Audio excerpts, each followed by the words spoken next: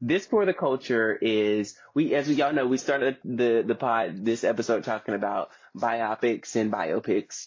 And there are two that are about to come out that are really exciting. Like, I think that we're in this era where there's so many stories of prominent and not so well known Black people, their stories being told. I think about Green Book in the past couple of years with Mahershala Ali, which was phenomenal. Loved that.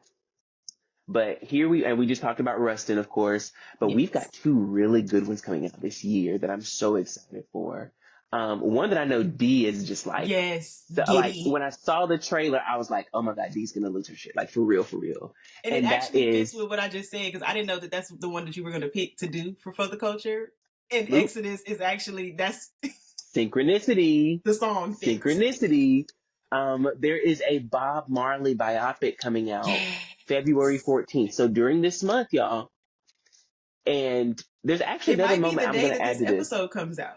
It might actually be the day that this episode comes out. Which is perfect. That might be, yes. I think you're right. I think you're absolutely right. It's the day that this episode comes out. It's called One Love, and it is telling the story of his impact. It's going to be talking about his career and his activism in particular. I know that this is going to be a lot about his activism. So really, really excited to see that. And Dee is a huge Bob Marley fan. Huge Bob Marley fan. Huge Bob Marley fan. We've talked a ton about him over the course of our friendship, but I'm really excited for this to come out. Trailer has also recently dropped of a biopic about Shirley Chisholm, which she has made history in our culture as being, I think, the first Black woman to be elected to Congress. I think that's what happened. She was the first Black woman to be elected to Congress as a member of the House of Representatives, and I think she was also the first Black woman to put in her bid for president. She ran for president. And she is being portrayed by the Queen, Miss Regina King. Yes. I just we love the trajectory her career is. Just, love it.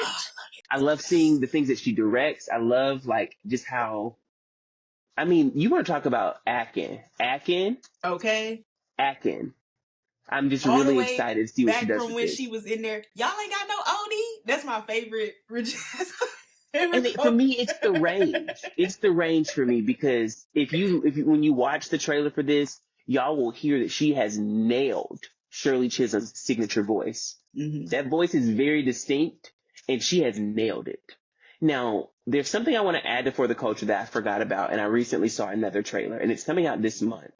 For years, I mean, so many, I feel like 100, for like at least 100. Charlie Brown has been in syndication. Yes. Charlie Brown has been around for a long time, and there is a new feature film in the Charlie Brown universe coming out I think it's called Welcome Home. What is the baby's name? I want to call him Franklin, but that might not be his name. Is his name Franklin? I don't think his name It might not be Franklin. I got to look it up, y'all. Forgive me. The only lone Black boy on Charlie Brown who was sitting on the end of the table in that little rickety lawn chair. I would never get over that. Why y'all do him like that on Thanksgiving? Is it called Welcome Home, Franklin? What's his name, Franklin? I think it was. It is. I think it was. Franklin. Now that I'm thinking about it. It is Franklin. It is. You know why I said no at first? Yes, memory. Because I was thinking like, hey, it's Franklin. Yes, the turtle. The turtle. Like, that's why I was like, is it Franklin? I was like, oh my God, that's nostalgic. So his name is Franklin, and they are bringing Franklin back because he was originally in the universe, but they're bringing him back for a feature-length film where they're reintroducing him, and he's going to become a mainstay again. And I'm really excited because people are finally, like, there's certain companies that are finally catching on. Like, just a quick conversation about inclusivity. Sesame Street has been doing a great job the past decade on inclusivity. They've talked about people with homing insecurities, and they've had characters like that. They talked about people living with HIV/AIDS. They've had characters like that. They've talked about people who are neurodivergent. They've had characters like that, and puppets that reflect the neurospiciness. Yes.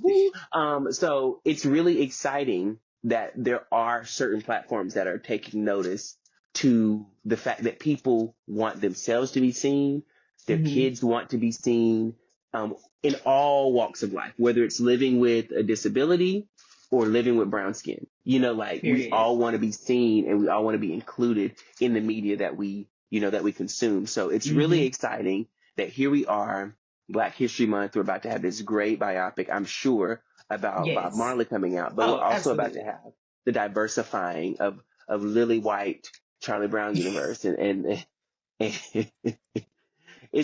exciting. It is. Let's give a cheer for the blackness of it all. We love it.